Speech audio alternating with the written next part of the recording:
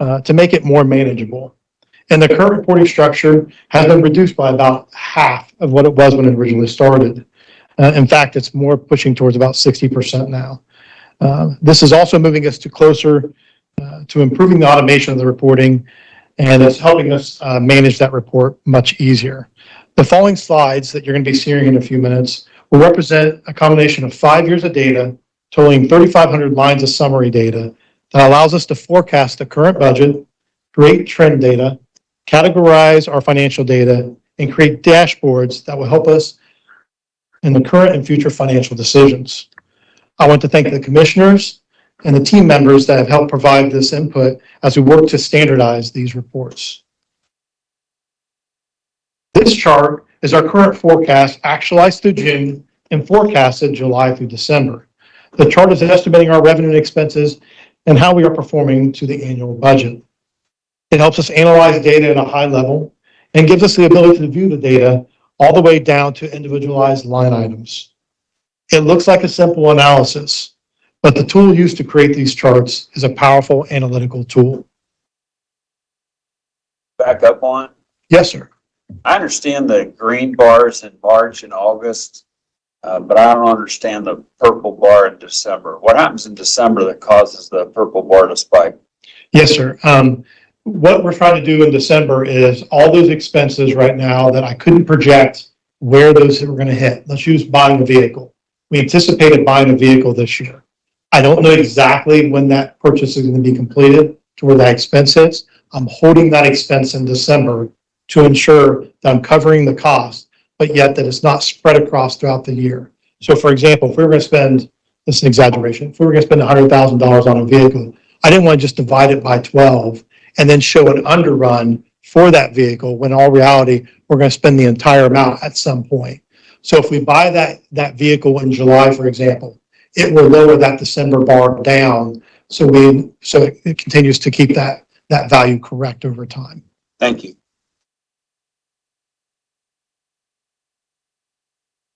From that same data set, we have the ability to format the data to show trends in the analysis. These views help us compare historical information to our current financials, and this information allows us to quickly see anomalies within the data. And as you can see these spikes, if I see a spike over time, it allows me to quickly see something that's happening, and I can go out and analyze what that is and compare it. And as you see here, I have comparisons there to 2021 and 2022. It allows me to do those comparisons and quickly analyze and see things that look like they're out of whack. So that's our trend analysis. The tool also allows us to categorize information so we can track and analyze data down to a summary level. For example, if the forecast is running higher or lower in a category, we can now have the capabilities to break down the data by department and all the way down to a line item. So it builds on top of itself, and when something jumps out of us, we can drive down into that data to figure out what that increase is or decrease, depending on what we're trying to look at that time. The forecasting model allows us to protect the overruns and underruns, or project the overruns and underruns at a much earlier time frame by projecting the annual finances. This helps us make educated decisions when adjusting to our financial environment and operational needs throughout the year. So if our cost goes up, we can put that in the model, and it can tell us where we think that we're going to end up, all the way down to the category level, down to departmental level, down to a line item. And here's only what we're trying to create: a financial dashboard that can become a measuring tool for our financial performance. Again, I want to thank the commissioners and the county administrator on their input as we continue to work through the development of this data and these tools. Mark, could you back up one slide? Yes, sir. I want to go to 23 expense number of 6741. Bottom right. 60 million? Yes, sir. Yeah. Yes, sir. As you go from, I assume, let's say July 1 to the end of the year, because up to July 1, you have actual in there. Yes, sir. And from July 1 to the end of the year, you're using a projection. Yes, sir. Right? Mm-hmm. Are you applying the 0.94 in that second 6 month projection, or are you alleviating the 0.94 in the 60,741,000. It's not in there. The 0.94 is in there. I'm estimating what I think is going to happen with those expenses throughout the rest of the year. So normally we used to have the 0.94 to bring that down. Right. Mine's already taken into consideration that we had a underrun in the first half of the year, for example, and it's projecting what I think that's going to be throughout the year. But for example, if salaries and fringes for a specific department is in there, I have that expense in there, even though I think it might reduce over time. I have that expense in there because that's what we have in the budget. So if Stacy were making this presentation, we'd have a slightly different number there. Yes, sir, because she would have her 0.94 there.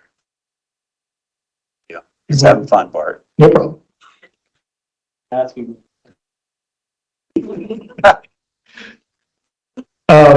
Again, I wanted to thank everybody that's been helping us develop this over time. Commissioner Fix has been a big driver in a lot of this view that you see in front of you, and everybody else has kind of provided some input along the way as we modify this data to provide information that we feel we need to make sure we can manage the budget over time.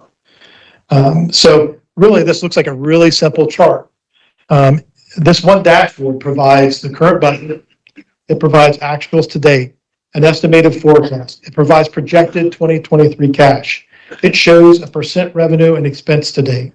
The dashboard is also comparing the original budget, the current revised budget, our estimated forecast, and our current actuals. Lastly, the dashboard is providing our performance by category based on year-to-date results. This chart summarizes 754 different line items, 54 different organizations or groups of data, with 17 different types of financial categories. As an analytical tool, the report allows us to compare historical information and is the building blocks to our 5-year projection plan as we work to project our future financial environment. Finally, this is only the beginning. As our environment and needs change, this data has been built to change with it. Any questions right now on this part of the presentation?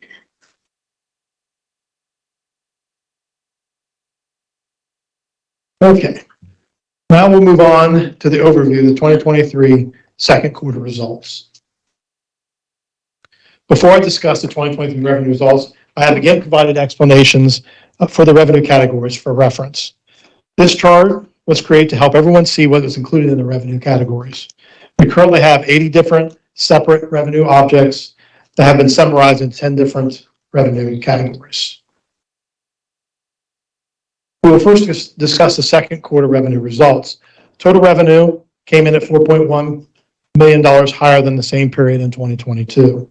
Increases were the result of investment earnings, property tax revenue, sales tax, and several other smaller revenue line items. We did have some revenue line items that decreased in the second quarter. Fees for services, conveyance fees, and title surplus were all lower in 2022, at least through the second quarter of 2022. And we will discuss these details in the next few slides.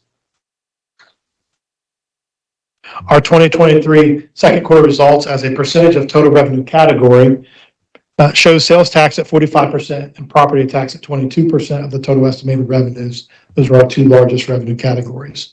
One notable highlight is that investment earnings is 8% of total revenue, whereas last year was at 1.5% of total revenue in 2022. Moving on to revenue highlights. 2023 total revenue came in at $33.2 million through the second period of this year versus $29.1 million, which equates to about $4.1 million higher than the previous year. Those increases were the result of investment earnings being up $2.2 million, property taxes $1.5 million, sales tax being up about $752,000, and those remaining smaller items that are totaling around $253,000. We did see revenue decreases in the second quarter. Those were fees for services, which was down $398,000, conveyance fees, which is down $170,000, and title surplus, which is down slightly $8,000 year over year. As we move on to discuss sales tax rate, you can see that Fairfield County continues to have one of the lowest sales tax rates in Ohio. Out of the 88 counties, 69 counties, or 78% of Ohio counties, are higher than Fairfield County, while 17% have the same sales tax rate as Fairfield County at 6.75%. Only 5 counties or 5% of counties or 4 counties are lower than sales tax in our county. Our estimated sales tax continues to come in strong in 2023 at about 5.3% higher than the second quarter of 2022. As you can see by this chart, we are continuing to stay conservative and align with the auditor in our projections, and all of us are monitoring and analyzing our current financial environment and will adjust as more information becomes available. Now we will move on to expenses in the second quarter of 2023.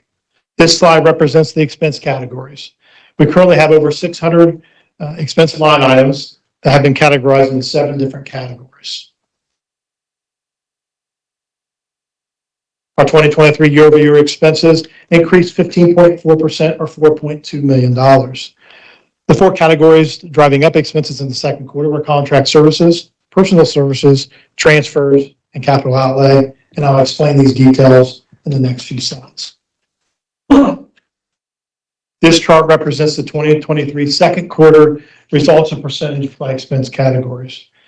This chart shows the personnel services continues to be our overall expense coming in, our largest overall expense coming in at about 32% versus 33% of 2022. As we discussed earlier, our expenses increased $4.2 million in the second quarter. Those increases were around $1 million and were driven by allocations, contract services, which some of those are timing issues, such as the Board of Elections, where we had things hit earlier in the year, which last year they hit later.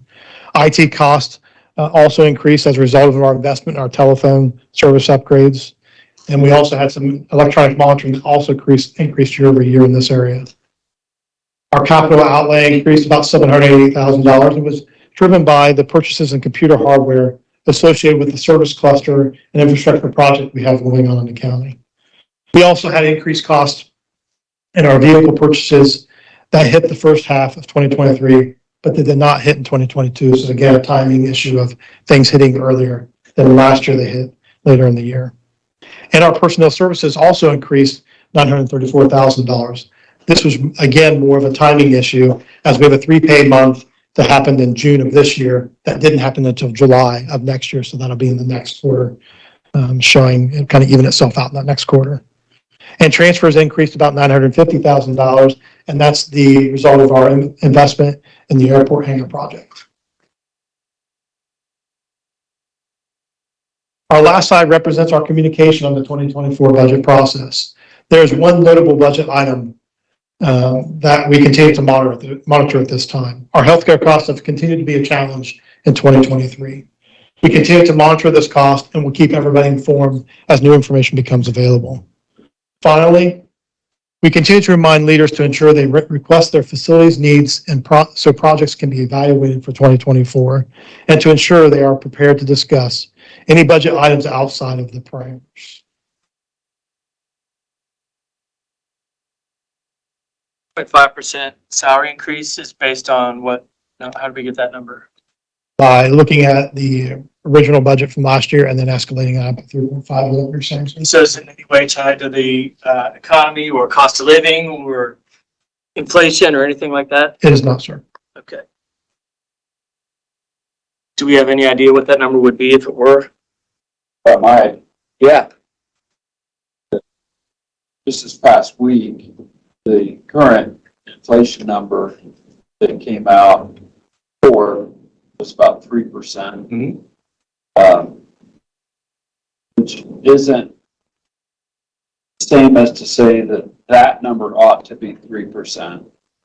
And one of the issues that we're probably going to be dealing with over the course of budgeting season is that when you have 6, 7, and 8 and 9% inflation, and then it, let's say, moderates down to 3, that's not deflation, right? That's just a lower inflation, right? And that cost of living, as you might call it, or I'll call it just inflation. Those 6, 7s, 8s, and 9s were all still in there. Yeah. So I think it's going to be a complex discussion as the budget comes together for the balance of the year. Fair enough. Thank you, sir. Thanks, Martin. Are there any other questions? So, if I may, Please. back on this page. Yes, sir. So there's a couple graphs here, of the total revenue and total expense. Looking at, you've got the original budget, 2023 revenue at 56.6 million. And the forecast 2023 revenue at 64.2 million. Yes, sir. But the over-under is 2.7 million. So I'm assuming the over-under is somehow using your revised budget number of 61.5 million. Do you want to see? Yes, sir. Yes, sir. So, yeah.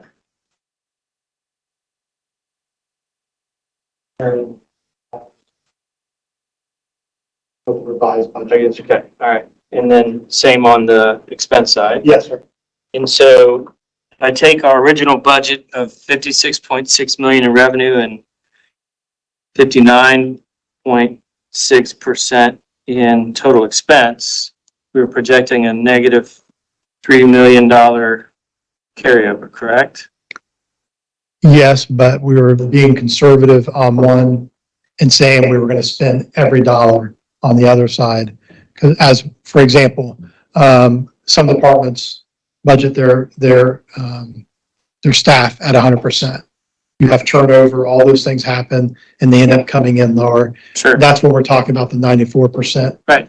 Rest things. Yeah, I understand that, but I'm saying when we did the budget, I know we made the numbers work a certain way, but according to these numbers, budgeted for revenue of 56.6 and an expense of 59.6.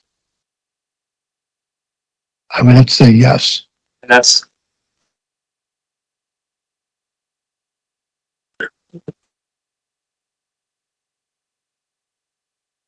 forecast. So our forecast is $4 million in revenue and 16 expense. So, right. So according to these numbers, we're going from a projected negative $3 million carryover to a plus $3.5 million carryover. Correct. That's a pretty significant swing. Thank you. Yes, sir. Anyone else? Not a question, Bart, but just, you and I had an opportunity to visit for a while this morning and go over a great number of issues. On behalf of the commission, I just want to thank you for your work. I do think there are going to be some near-term sessions, commission level discussions regarding the parameters that departments are currently operating under in the preparation of their 24 budget. Those discussions will continue, but I anticipate that parameters may need to be altered to reflect a number of concerns in the implementation of those parameters. Yes, sir.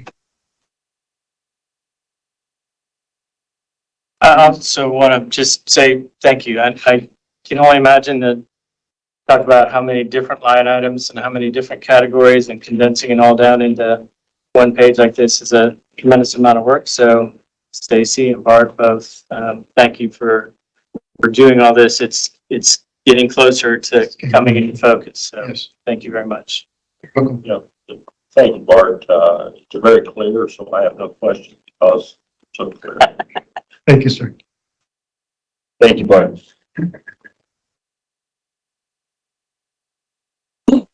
This time, the commission sets aside an opportunity for voters and taxpayers to address the commission. If you would like to do so, please begin by stating your name and residential address.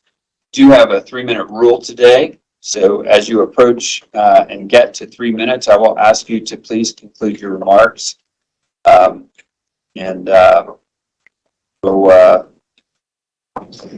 begin with you, sir. My name is Ray Stemen, 2244 West Point Road. I think it's 2444, it should have said. But my remarks this morning are going to be rather brief, but I do want to point out those of us that read the Bible have to be impressed about how the past is reported, the present is there in the Word, and the future is also included.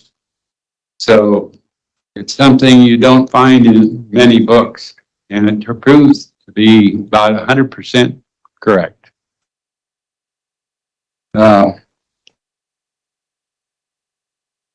of course, there's a lot of people who have said that there's problems in the budget, not in the budget, but the budget that was pointed out this morning is a take on what the Bible does for us as living. And the digs that they have digging in the Far East are turning up things that prove the Bible correct all the time. The present time we have in this state an issue that's coming up for election that the left is turning millions of dollars into. This is on the abortion issue. And the state, in my own feeling, this is very important to us. We want to take that off and keep it the way it is. But we also need to improve on the conditions of it, making it 60% to pass any change in it.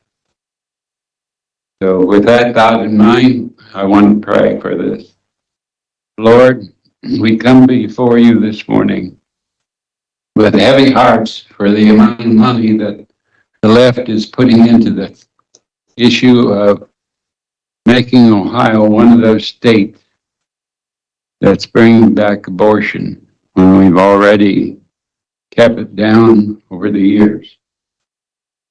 But now, Lord, help us make the right decisions, and we know that you're in charge. So we're going to be turning to you in prayer, asking for your help to keep this in line with what it should be. We know that killing babies is not the answer. We have a lot to apologize to you about, Lord. And as somebody said, if we don't keep it out of the state, we're going to have to apologize what happened to Sodom and Gomorrah. So we thank you, Lord. Help us to be in conditions and talk to you and be under your command. We pray in Jesus' name. Amen.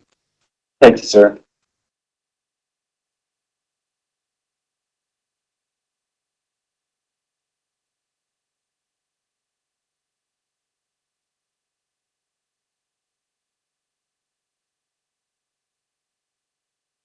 Good morning.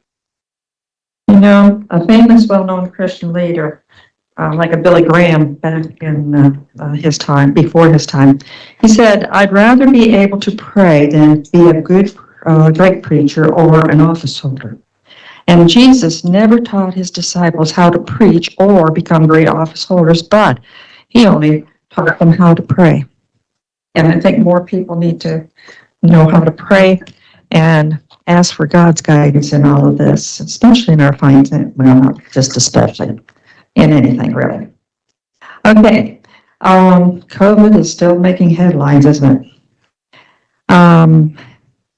Robert Kennedy Jr., he made the statement. He says, we only have 4.2% of the globe's population, but we had 16% of the COVID deaths in this country. And Fauci was behind a lot of making or masking requirements. and the demand for experimental and highly speculative shots for citizens, the bans on ordinary treatments like ivermectin and hydrochloroquine, which proved effective, these were shunned out. Next, Dr. Peter McCullough issues an emergency warning. He says cancer virus was found in the COVID shots. Every system is showing cancer rates are up, so that it's inarguable. And being a survivor of cancer, I can't follow that one. That's just, and also Fauci privately acknowledged gain-of-function research at Wahoo Lab. Later, he claimed there was no scientific evidence that COVID-19 was created. Also, the UN says aspartame can kill you. You know, I can remember back in the 70s when Ohio Senator Metzenbaum became a trending, well, he really spoke out about this. He said that he wanted to keep it from being approved for human consumption, but obviously big business saw a big source for big profit, and it was approved by the FDA anyway. They had proof then this was not good for health. Next, health emergency erupts when possible COVID side effect runs wild. Nation reporting flood of Guillain-Barré cases. Yeah. And next, COVID-19, a race-specific bioweapon targeting blacks and whites. And you can learn more by the video that is on here, and I'll give that to you now. Please conclude your remarks. They are completed. Thank you. Thank you. I also would like to address the commission at this time.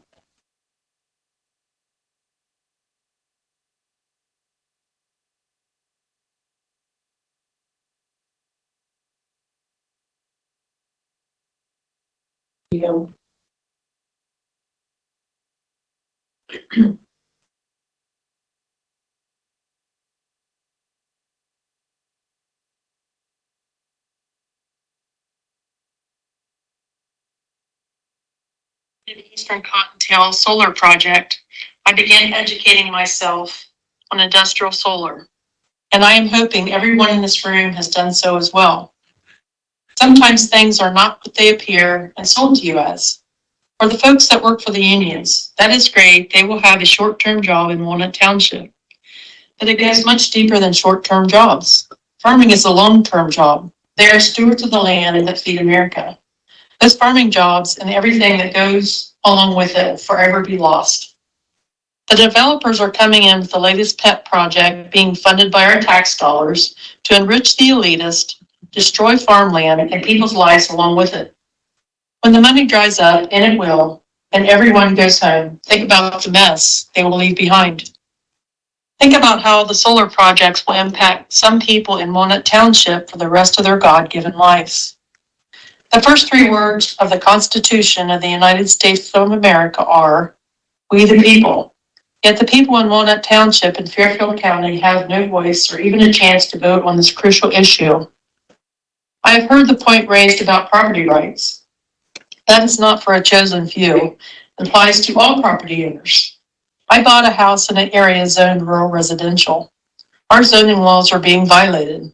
The property this industrial solar project is being proposed on is zoned rural residential. If you purchase a home in a rural residential area, wouldn't you expect it to remain that way to protect your investment? Do we have zoning laws in Walnut Township or not? Or even a constitution in America anymore? It seems neither are being followed. If you have educated yourself at all, you know that living around thousands of solar panels, there are many potential side effects for humans, the environment, including wildlife. I live in this area. We just had a major hailstorm last summer damaging many homes in our area. The recent hailstorm in Nebraska is a good example of what hailstorms can do to solar panels. Who will pay for these damages if this happens in our area? These solar companies will be long gone along with the government money they receive. We also had a tornado in our area recently. Now here's a brilliant idea. Let's put millions of solar panels on the lines of the storm. Please consider the people that are being forced to live with these conditions, and the farmland that is not renewable will be destroyed forever for farming. This is unnecessary, unjust, and un-American. Remember the first 3 words of the Constitution, we the people. And if you have been listening at all over the last year, you have heard the people's voices speaking loudly against industrial solar on prime farmland in an area zoned rural residential. And use your authority to stop this. Thank you. Just get your name and address. I know we've. Lisa Thomas, 4780 Baltimore, Somerset Road, Pleasantville. Thank you.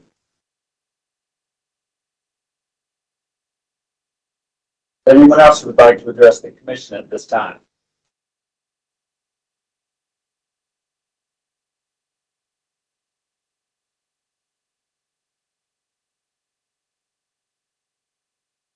Sherry Pymer, 3464 South Bank Road, Millersport. We're actually in the township. I wanted to just address just a couple of things that I was reading an article. It was from actually, I believe it was a broadcast from WOUB, public broadcast in Southern Ohio.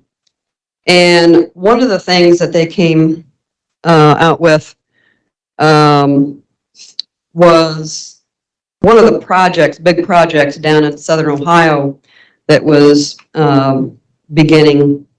And in this article, it says, why Ohio?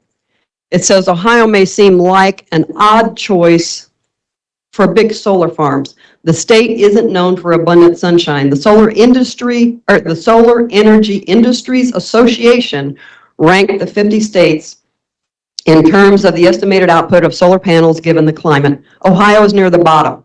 The western states are at the top, and it's no surprise that most of the solar power produced in the United States is in the west, with California leading the way.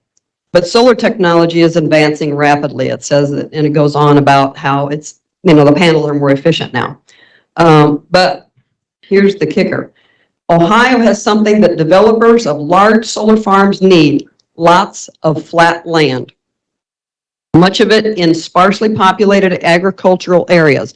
Many of the large solar projects are built on land bought or leased from farmers, which itself raises concerns about taking so much agricultural land out of production. It says East Coast states are demanding more renewable energy, said Jason Raffeld. He's the executive director of the Utility Scale Solar Energy Coalition of Ohio, an industry group that promotes large solar projects. But many of these states are too congested and not flat enough to install big solar farms needed to meet the demand. Raffeld said, and their transmission grids don't have enough excess capacity to handle a lot of new power generation. So where can you put them? He said, you sort of come west and the first state you hit is Ohio. We've got a very well developed high voltage transmission network that has capacity on it. One, because it's being built that way. So Ohio is better than other states in building their transmission network.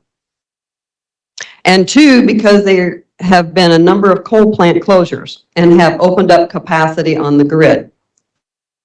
So in other words, Ohio is being taken advantage of by other states in that in the region, simply because we have flat farmland. And it just irks me to no end that this is happening under our noses. It's not transparent.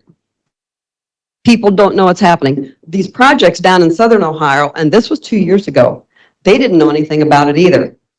One of the property owners, he said, he was looking at land. He says, I went down there with a realtor and I have those panoramic views, and it felt like God reached down and touched me and said, Dan, you need to have this in your life. So they bought the property. They use it for fishing and hunting and camping, and they plan to retire there. Okay. in the end here, he says, with solar panels there, the ambiance and the serenity of that is ruined. It's gone and there's no way to get it back. We need to think about our farmland and the jobs created by farms in Ohio.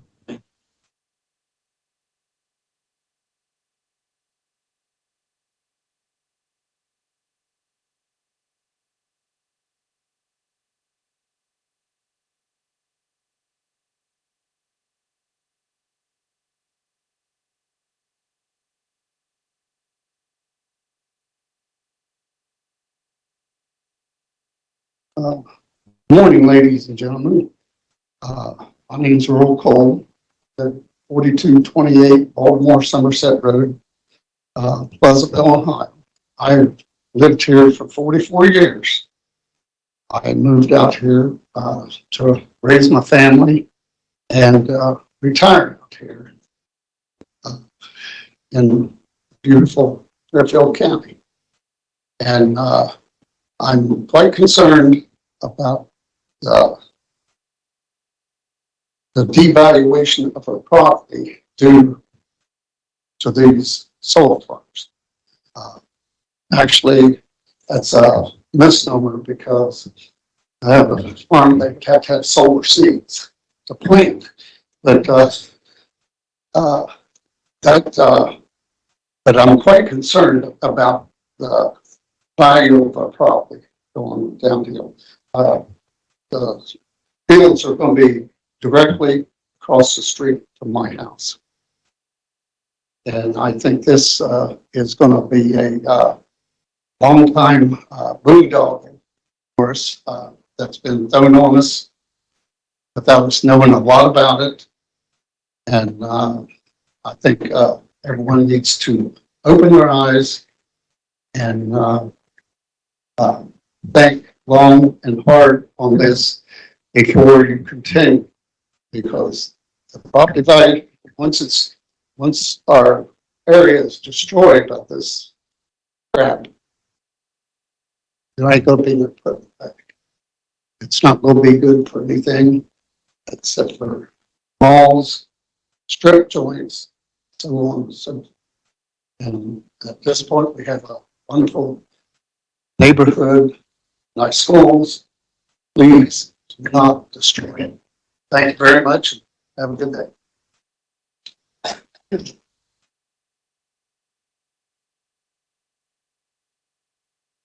Anyone else who would like to address the commission at this time?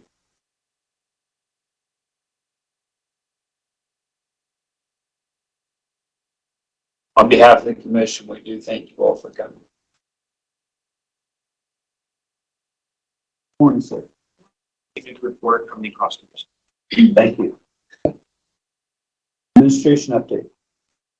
American Rescue Plan update from the 30.6 received, 28.6 has been appropriated, 14.5 expended, and 5.1 encumbered or obligated. Today we have our quarterly roundtable meeting with department heads and elected officials at 1 o'clock at the Workforce Center, and we will have a light lunch and networking opportunity at 12:30.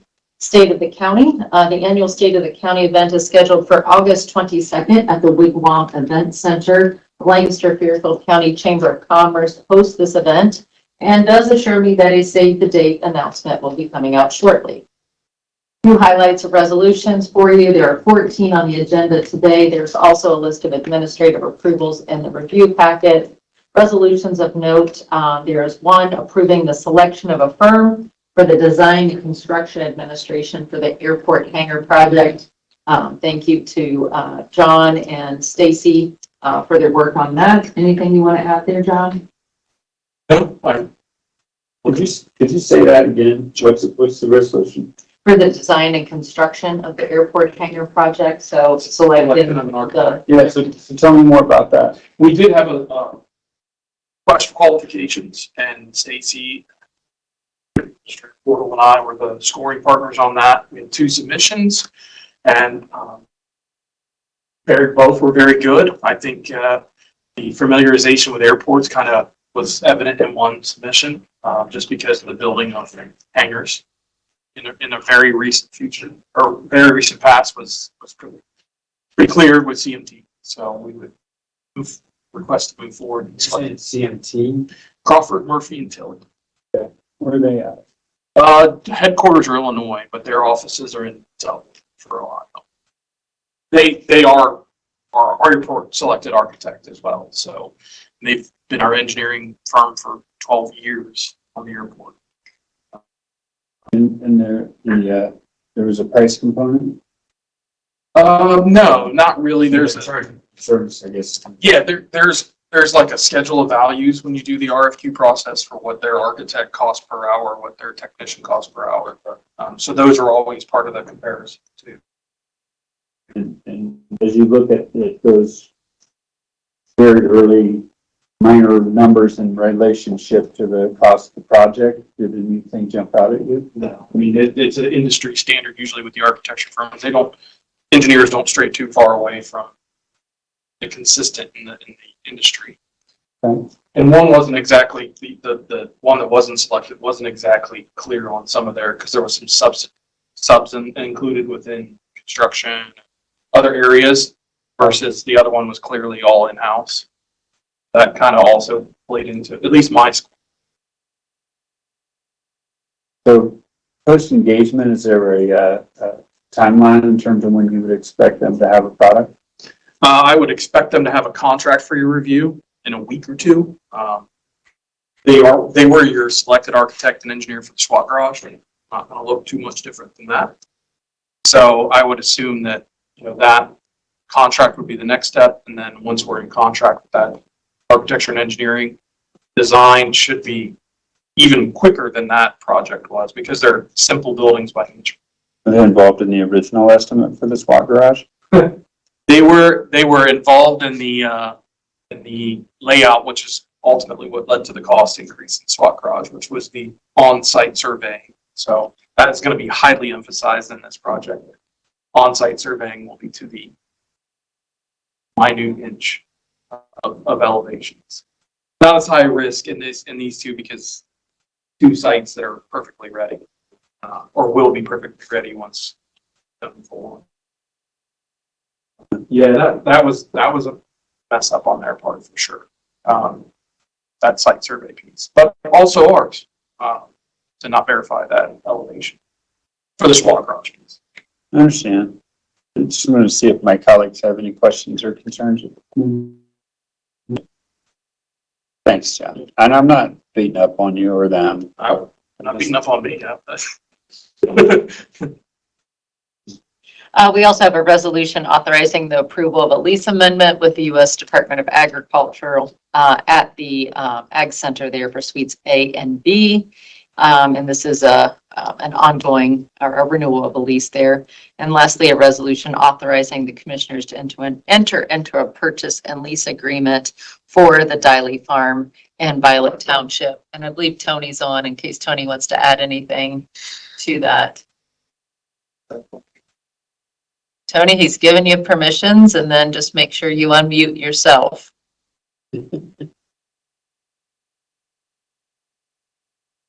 Okay, looks like you have permissions now, Tony.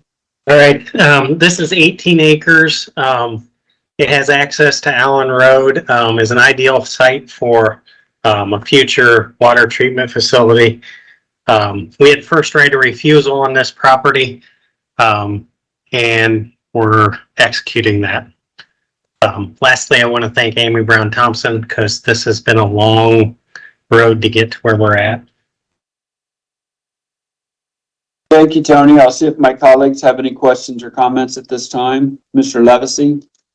Tony, was there anything that caused you to execute your option? Was there another buyer that come forward? Yeah, there was another buyer that was at $430,000. We put in a lease back, honestly, to allow them to maintain the facility until we build. Was my main, but they also dropped the price. Thank you. Commissioner Fix? No questions, thank you. All right. Well, thank you for being with us today, Tony. Thank you. Moving on to calendar review and invitations received. Rochelle, please. The following invitations were received from Eastern Cottontail. They are hosting a community open house on August 2nd from 4 to 7 at the Pleasantville Community Center. The American Red Cross is hosting the Everyday Hero Celebration on August 9th at 11 a.m.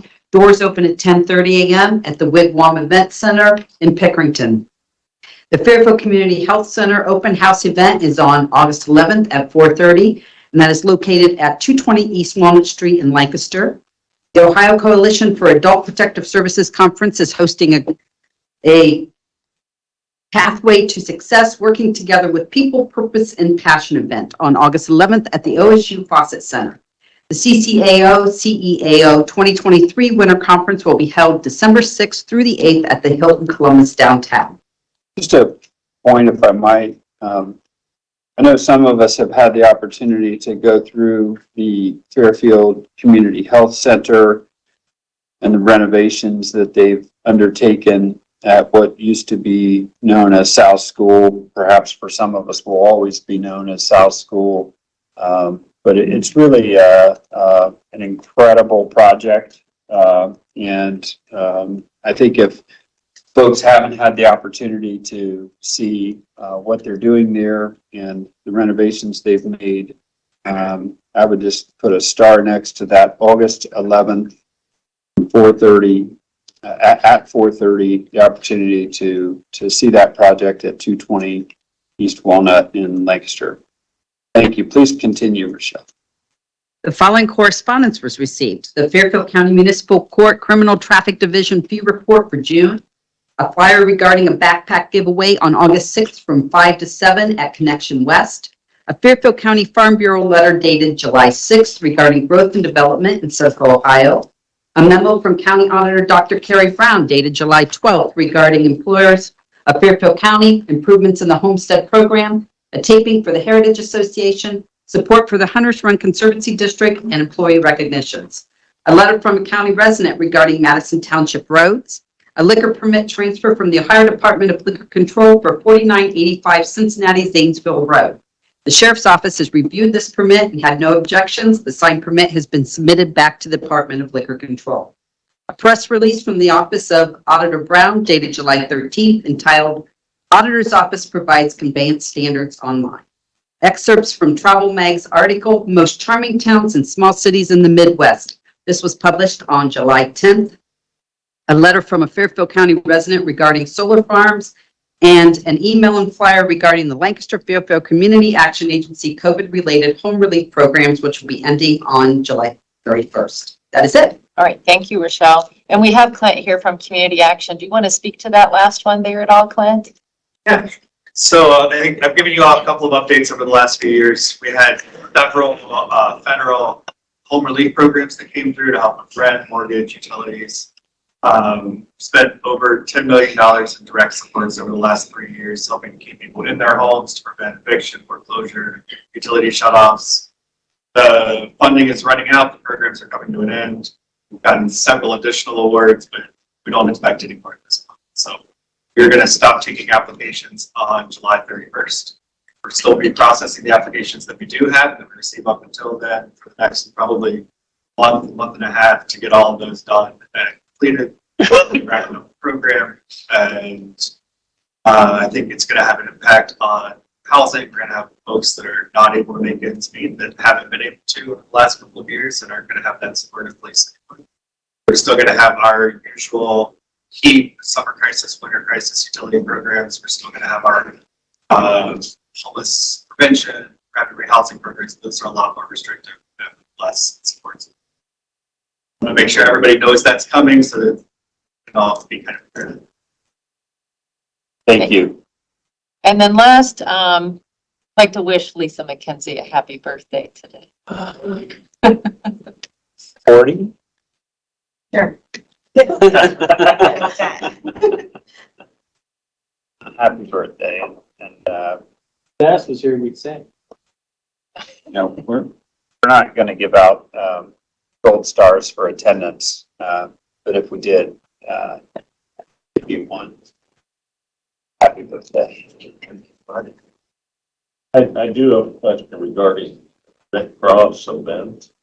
Is that, that was an event they had for years? Is that now coming back? It appears that it is, and they are recognizing an individual that was very helpful with an issue with Pickerington City Schools. She is the hero they are recognizing. And Red Cross is now more of a consolidated area. All right, under old business, I don't have anything I need to share right now. Commissioner Levesey under old business. Thank you. Commissioner Fix. Thank you. Under new business, Commissioner Fix. Thank you. Under new business, Commissioner Levesey. I'm good as well. I want to give some of our other elected officials an opportunity to share, certainly keeping in mind that we'll have a fuller roundtable later this afternoon. But County Engineer Jeremiah Up, how are you today? I'm good, Commissioner Davis. How's Coon Path coming along? Coon Path is coming along. It is coming along, but I guess on a good note, I have received way more complaints about our bridge on Christmas Rock Road because it's a long ways to drive around than Coon Path. So people are being relatively accepting of the work that's going on in Coon Path and being nice about having to take Was the start date on the Coon Path project, did that get adjusted a couple of times or? Yes. Okay, but what's the end date looking like right now, if you know? I'll get back to you. Okay, I'm just curious. I don't even want to guess. I'll get back to you. No, I appreciate that. And, you know, I'm certainly a user, I guess, of that pathway, and I know a number of people are, so I was just curious if, when that might be. I guess, bottom line is it going to be the school year?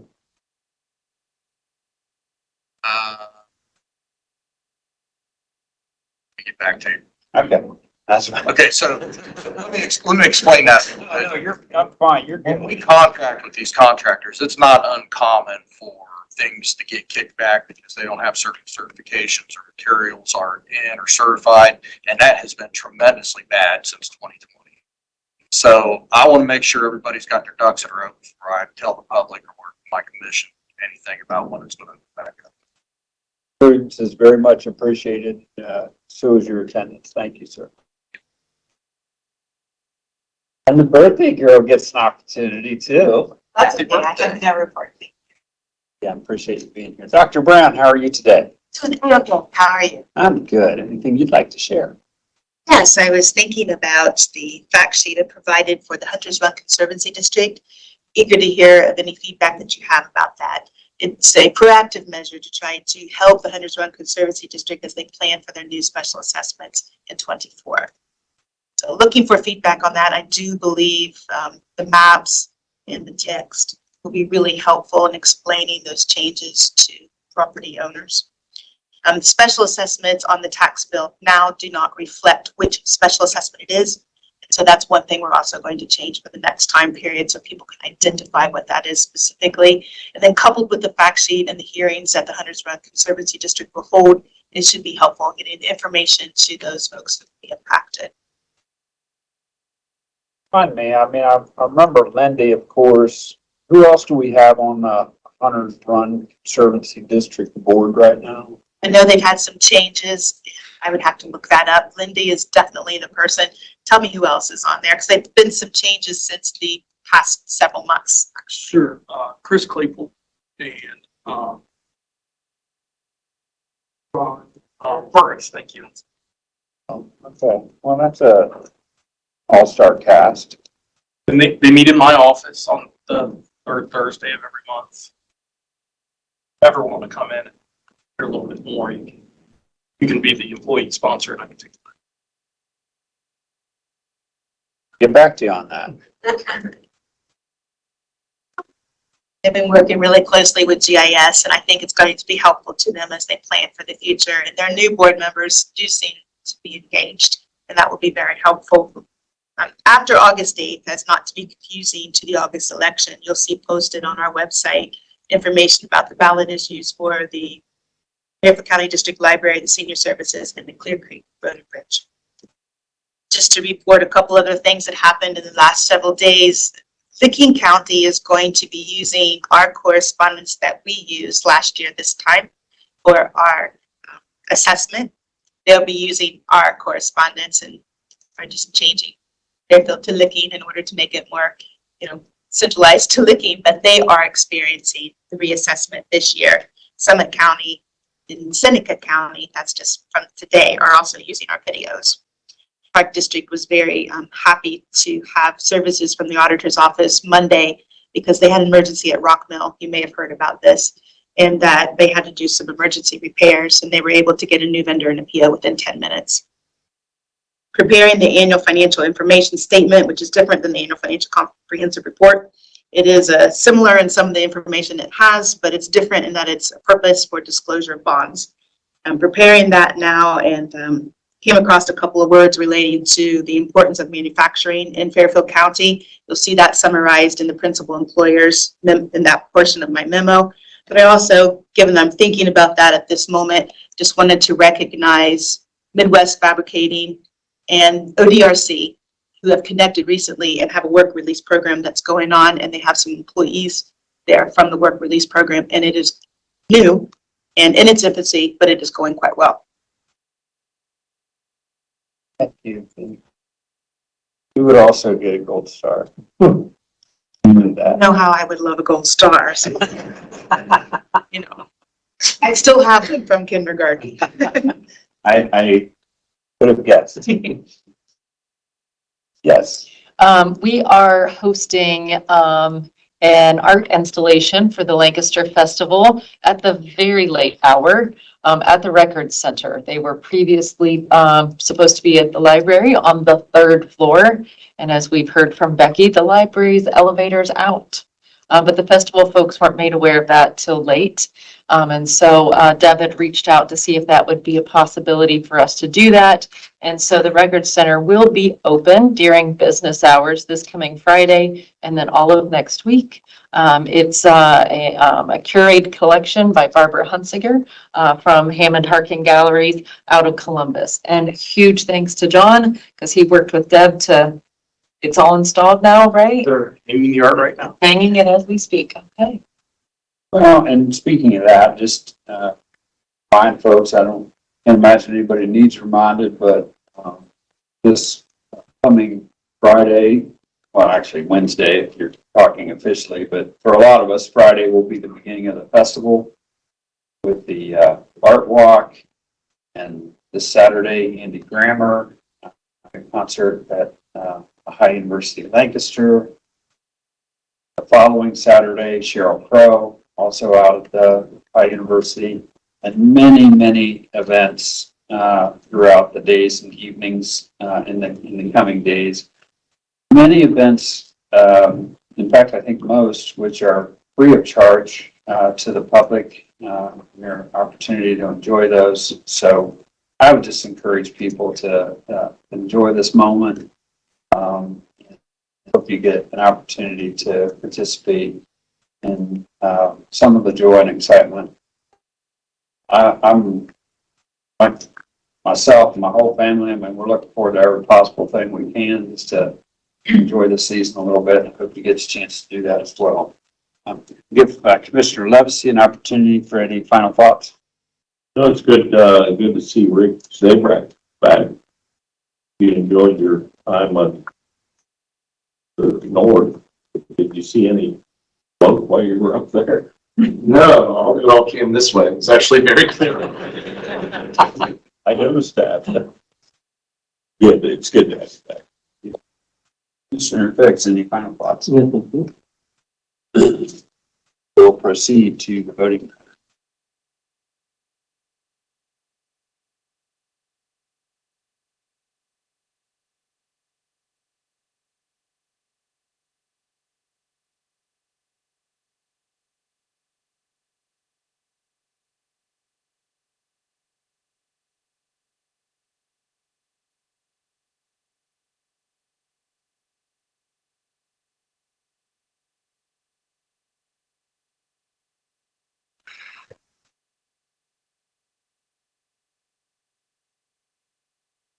Rise if you are able.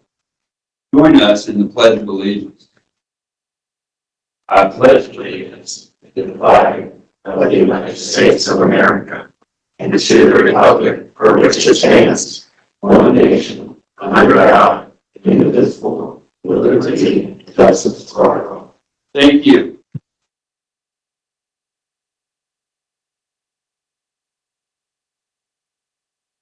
Joe, do we have any announcements? We do not.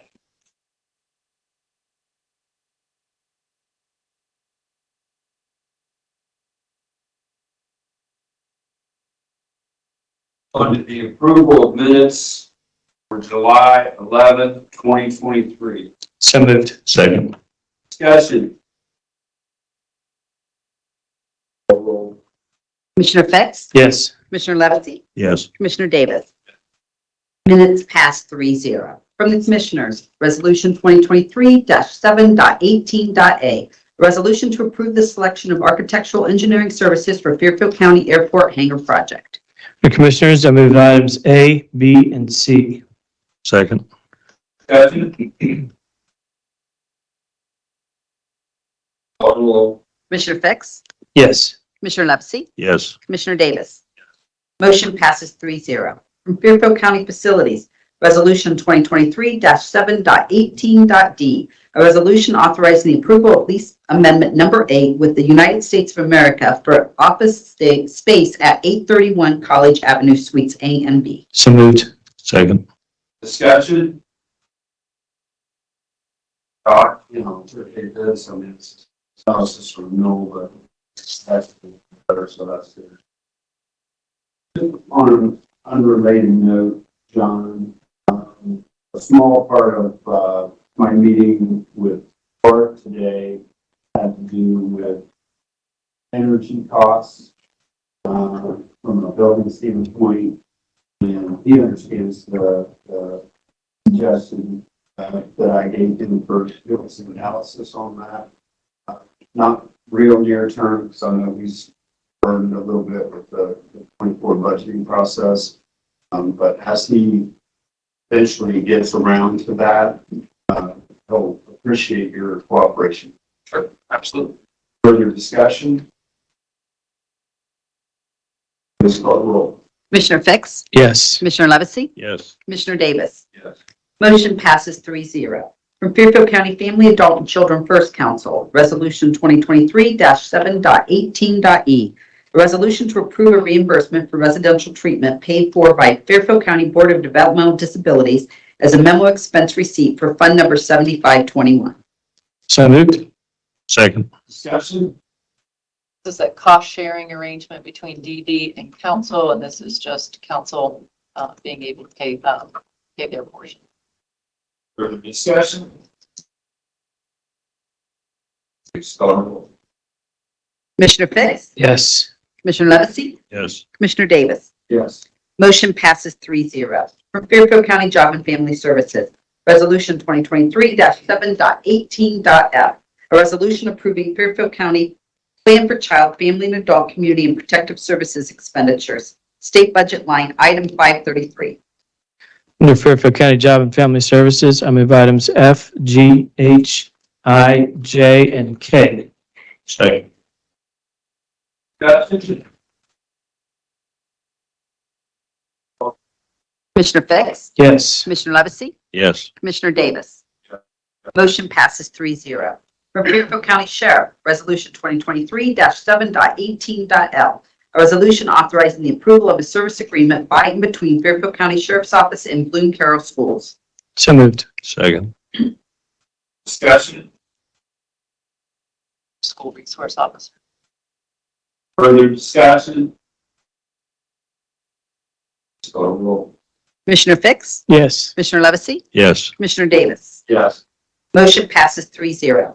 From Fairfield County Utilities, Resolution 2023-7.18.m. A resolution authorizing the Fairfield County Board of Commissioners to enter into a purchase and lease agreement with William and Neil Diley to purchase property located in Violet Township, Fairfield County parcel 036002830. So moved. Second. Discussion? This does allow me to then complete the closing process. Further discussion? please call the roll. Commissioner Fix? Yes. Commissioner Levesey? Yes. Commissioner Davis? Yes. Motion passes 3-0. Payment of bills, Resolution 2023-7.18.n. A resolution authorizing the approval of payment of invoices for departments that need Board of Commissioners approval. So moved. Second. Discussion? Call the roll. Commissioner Fix? Yes. Commissioner Levesey? Yes. Commissioner Davis? Yes. Motion passes 3-0. The next regular meeting is scheduled for July 25th, 2023 at 9 a.m. Thank you.